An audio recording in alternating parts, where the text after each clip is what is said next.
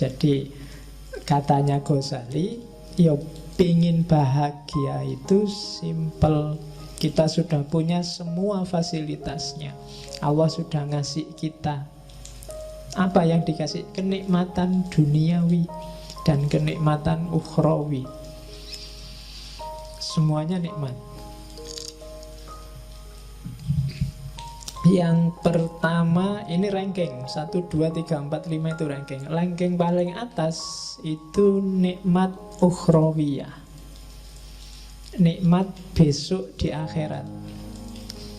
Sukar dijelaskan, percayalah saja. Karena kalau dijelaskan, penjelasannya pasti tidak bisa eksak. Hasilnya biasanya malah debat. Besok di akhirat kayak gimana? Berapa ya dinginnya surga? Berapa ya panasnya neraka? Kira-kira di surga itu kalau pakai AC itu berapa PK kira-kira? Yang itu susah membayangkan. Ngomong yang eskatologis itu hanya bisa dipercaya. Tapi di sana digambarkan nikmat luar biasa. Cuma kenikmatan surga tidak akan bisa dicapai kalau kita tidak ketemu dengan nikmatnya jiwa, keutamaan nafsiyah. Kalau di dunia ini jiwamu galau, tidak tenang, entah karena apa, tidak mutmainnah, ya kamu tidak akan ketemu kenikmatan ukhrawi. Makanya kan di Al-Fajr itu, ya ayyatuhan nafsul mutmainnah. Kalau makomnya jiwamu belum nyampe mutmainnah, kamu tidak akan ketemu nikmatnya ukhrawi. Jadi jiwamu harus stabil dan nikmat dulu. Kalau di Mizanul Amal, cari nikmatnya jiwa gimana Pak? Yang pertama, akalmu. Dia akan merasa nikmat dengan ilmu. Jadi kita punya akal, bagian dari jiwa kan akal itu. Dia akan nikmat kalau dapat ilmu. Maka sering-seringlah ngasih gizi ke akalmu dengan ilmu. Semakin banyak dia dikasih suplemen ilmu, semakin dia akan merasa senang dan aman. Paham itu bikin tenang, tidak paham itu bikin galau. Teori paling gampang itu. Maka akalmu kasihlah dia kenikmatan dengan ilmu. Terus dirimu, maksudnya kedirianmu, pribadimu, bikinlah dia nikmat dengan warok. Warok itu menjaga diri. Jangan ngawur hidupmu kalau pengen tenang. Ya rumus paling gampang, jangan lakukan yang haram, yang maksiat, jauhi yang syubhat. Kalau kalian jauh dari 3 hal ini, pribadimu akan merasa tenang.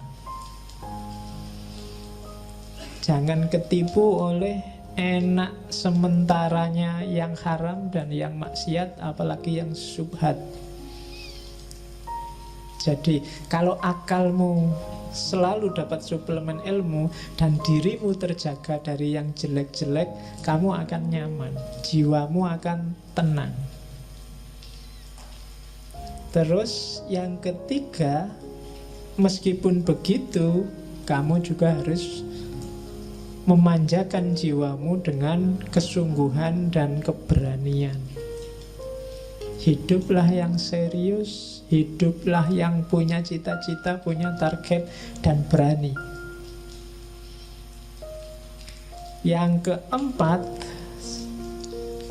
adil. Adil itu hiduplah secara proporsional, baik di level fisik maupun di level rohani. Jadi proporsional itu ya yang harusnya 10 dikasih 10, yang harusnya 1 dikasih 1. Fisik itu adil, kalau sehari butuh makan 3 kali ya dikasih 3 kali. itu adil. Rohani itu adil ya sesuai dengan kebutuhanmu.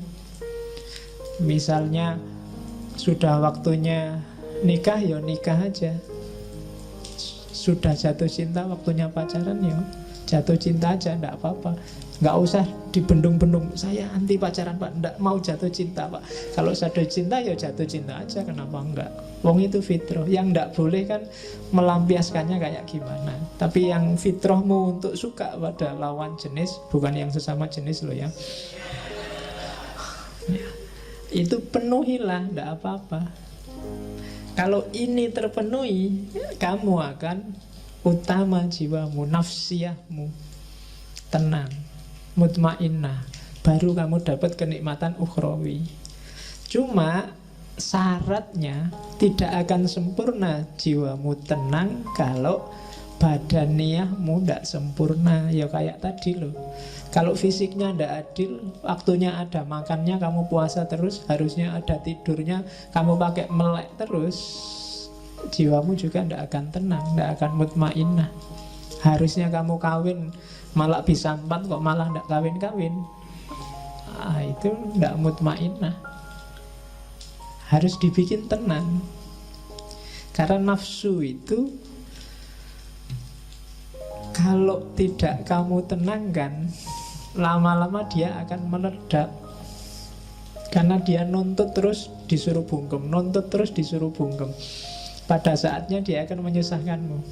Sama kan kadang-kadang santri itu waktu di pondok tidak boleh lihat TV, tidak boleh baca koran, tidak boleh bawa HP, tidak boleh itu. Begitu keluar dari pondok kuliah, dia yang pertama nyari pacar. Karena kemarin nggak boleh apa-apa, sekarang kumat. Ya, jadi ndak, badaniyahnya beres dulu. Kalau badaniyahnya nggak beres, jiwamu ndak akan beres. Kaya dulu, punya istri dulu, pinter dulu, fasilitas dulu, baru jiwanya bisa tenang. Jadi badaniyah. Kalau rumusannya Ghazali, paling gampang untuk ngecek apakah badaniyahmu sudah nikmat, sudah bahagia, yaitu yang pertama sehat, yang kedua kuat. Sehat itu kan berarti fit. Apa ada sehat yang tidak kuat? Ya banyak. Saya sehat Pak, cuma tidak terlalu kuat. Olahraga biar kuat, ya kan? Tidak cukup sehat tapi juga harus kuat. Yang ketiga elok. Elok itu cakep. Jangan khawatir, setiap orang cakep sesuai perspektifnya masing-masing. Tidak apa-apa. Ya, kamu semua orang cakep, jangan khawatir. Nah, bahagialah. Kalau enggak, kamu enggak akan bahagia jiwamu. Kalau kamu tiap hari aku kok jelek, itu enggak akan bahagia hidupmu. Anggap aja cakep, wis tau, cok khawatir. Payu. Ya. Itu kan kamu mikir, jangan-jangan ada yang gelisah Pak, apa ada yang mau besok sama saya Pak? Pasti ada. Asal standarmu jangan tinggi-tinggi. Ya. Jadi sehat, kuat, cakep, dan yang terakhir yakinlah bahwa kamu panjang umur. Tenang mesti kamu. Sehat. Ketika kamu sehat kan kamu ceria sayang. Kuat juga gandengannya sehat. Mau apa-apa sanggup, itu kan kuat. Jalan kemana ayo. Cakep. Jadi kamu merasa pokoknya tidak ada celahnya diriku ini, Allah ngasih aku lengkap, alhamdulillah. Dan panjang umur. Orang yang merasa punya kualifikasi 4 ini secara badaniyah, maka dia sebenarnya sedang bahagia secara fisik. Cuma selanjutnya, untuk nikmat badaniyah kita butuh kenikmatan eksternal dari dunia di luar diri kita. Kita butuh punya harta, itu kan di luar. Kita butuh punya keluarga, itu di luar. Kita butuh dihormati orang, itu juga dari luar. Jadi kita butuh kenikmatan dari yang di luar diri. Dari kenikmatan di luar diri itulah diri kita akan merasa nikmat secara fisik. Dari nikmat secara fisik itu kita akan nikmat secara rohani, secara jiwa. Dari kenikmatan rohani itu pada akhirnya secara ukhrawi nanti kita juga akan nikmat. Cuma kenikmatan dari luar itu butuh pelengkap luar yang sangat luar, apa bahasanya, yaitu apa? Kenikmatan taufikiyah, kenikmatan yang menunjukkan kalian merasa bahwa Allah itu sayang padamu dan ngasih banyak padamu.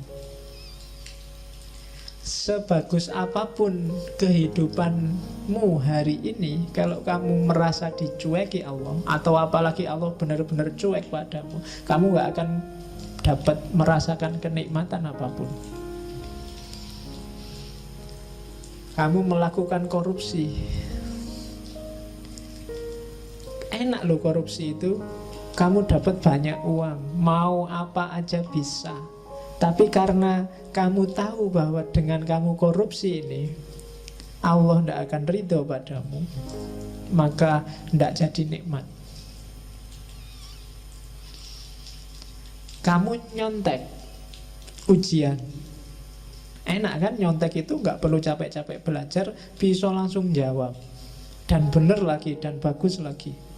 Dosennya sampai heran, ini kuliah tidak pernah masuk, makalah ndak jelas, disuruh ngomong apa juga temennya nggak paham, tapi jawabannya sip, akhirnya dikasih A. Tapi karena kamu ngerti itu nyontek, kamu itu bukan sumber kebahagiaan. Kenapa? Karena kamu ngerti bahwa sebenarnya Allah ndak ridho dengan nyontekmu. Maka dasar dari semua kenikmatan tadi adalah keutamaan taufik, taufiki. Dapat hidayah, dapat inayah, dapat petunjuk, rusd, dan seterusnya. Jadi pertama-tama yakinlah bahwa Allah ridho padamu. Setelah itu carilah bekal yang kamu butuhkan untuk nikmat, untuk bahagia. Nyari harta, nyari kehormatan, nyari status, cari tidak apa-apa, itu sumber kehormatan. Kalau itu sudah dapat, maka kamu akan dapat kenikmatan duniawi, kenikmatan badaniyah. Dengan bekal kenikmatan badaniyah ini, jiwamu juga akan nikmat, bahagia, akan tenang. Ketika jiwamu bahagia, insya Allah besok akhiratmu bahagia. Bandingkan dengan orang yang sejak awal sudah tidak dapat ridhonya Allah, maka kenikmatan eksternal tadi akan jadi sumber bencana. Kenikmatan badaniyahnya akan disetir oleh nafsunya, maka jiwanya nggak akan jadi tenang. Dan di akhirat juga otomatis kacau. Jadi rumus pertama bahagia adalah pastikan bahwa menurutmu yang kamu lakukan itu diridhoi oleh Allah. Oke, setelah itu baru mikir nyari uang di mana, nyari kerja di mana, nyari istri di mana. Kalau sudah dapat kekayaan, dapat status, dapat kerja, itu kan nikmat. Hasilnya semua itu kenikmatan badaniyahmu. Kamu jadi sehat, kamu jadi kuat, kamu jadi elok, kamu jadi tampan. Kemarin gak punya duit, beli sampo sama sabun aja. Nah kan, kalau duitnya banyak kan sekarang santai, beli parfum, beli make up, malah bisa. Kalau itu sudah terpenuhi kan, jiwamu kan tenang. Dan setelah jiwamu tenang, kamu nambah lagi menyempurnakan jiwamu, misalnya dengan cari ilmu, dengan memelihara diri, dan seterusnya. Maka ketika kamu meninggal, kamu akan mutmainnah, dan kamu akan dapat kebahagiaan ukhrawi.